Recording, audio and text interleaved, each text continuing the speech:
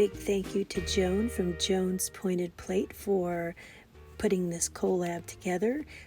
Go and check out all of the other links in the description box. They're going to be having a lot of other wonderful Crocktober recipes for you. Okay guys, it is time to make a wonderful little pumpkin custard. Don't mind the dogs in the background. Now this is going to be a low carb recipe, and usually they make it in I think a 4-quart slow cooker. I have a larger one, so since it's larger, what I'm going to be doing is doubling the recipe, because the recipe says not to make it in a larger one without doubling it. I guess maybe that's to prevent burning or scorching perhaps. So anyway, so I'm going to double mine. So I'm just going to read off to you the single version. So now this, don't mind these 8 eggs, because you're going to use 4 eggs if you have a 4-quart slow cooker. I'm using 8, of course.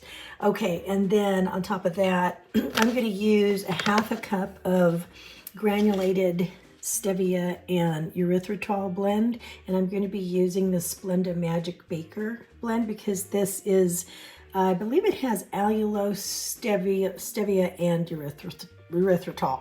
So I am going to be using that. And then 1 cup of pumpkin puree, and then 1 teaspoon of vanilla. I'm actually out of vanilla, so I think I'm going to try maple in mine.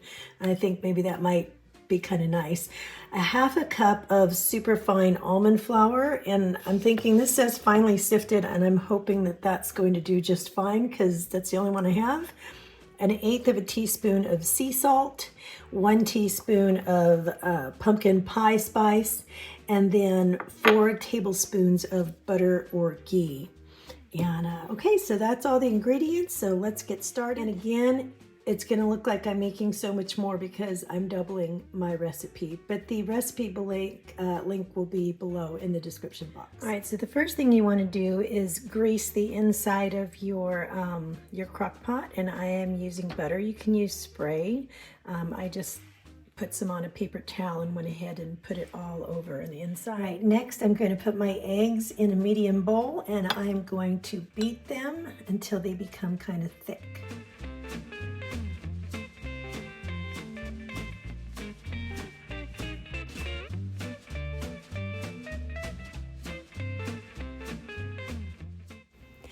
All right, now I'm going to add my sweetener in, and then take the beaters and just mix that up real well.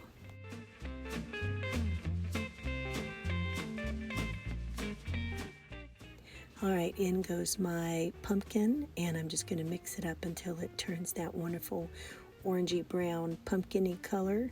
And then next goes in either the vanilla or the maple flavoring, and I highly recommend the maple flavoring. It was really good. Next, what I'm going to do is sift all of the dry ingredients together over a bowl, and that's just going to kind of break up the larger little almond balls from the almond meal. And what I'm left with, I'm just going to kind of push through the sieve, and it'll all be mixed up together.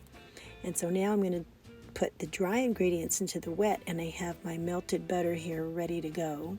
So in go the dry ingredients, and I'm just going to mix those up well.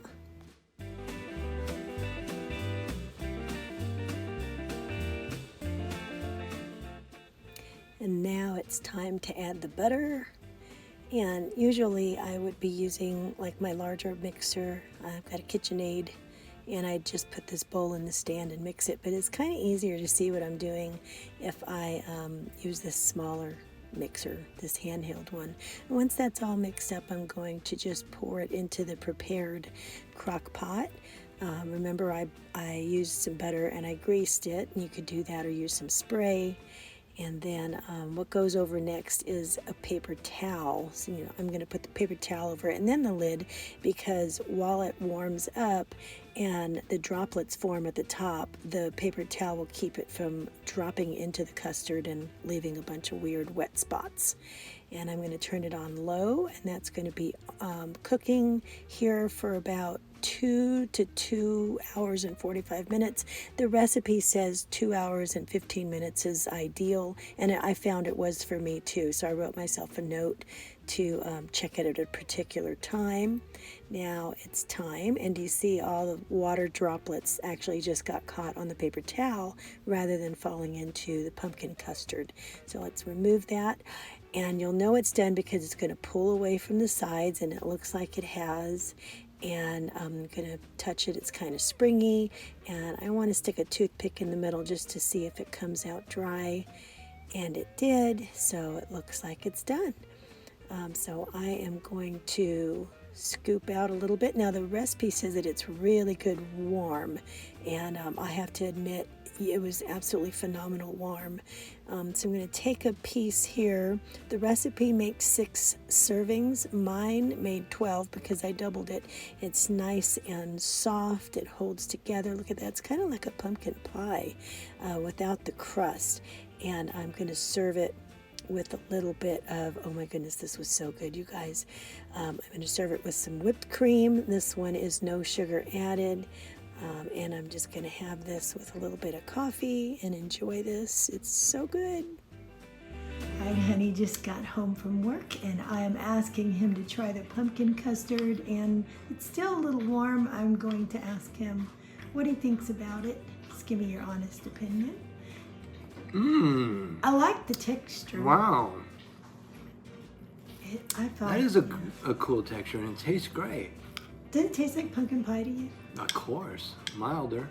Yeah, it's really good though. Oh yeah, pumpkin pie I usually make with regular sugar. Wow. That's good. All right. Sugar-free, huh? Yeah. I don't believe you. It is. It's true. It's good. Cool. All right.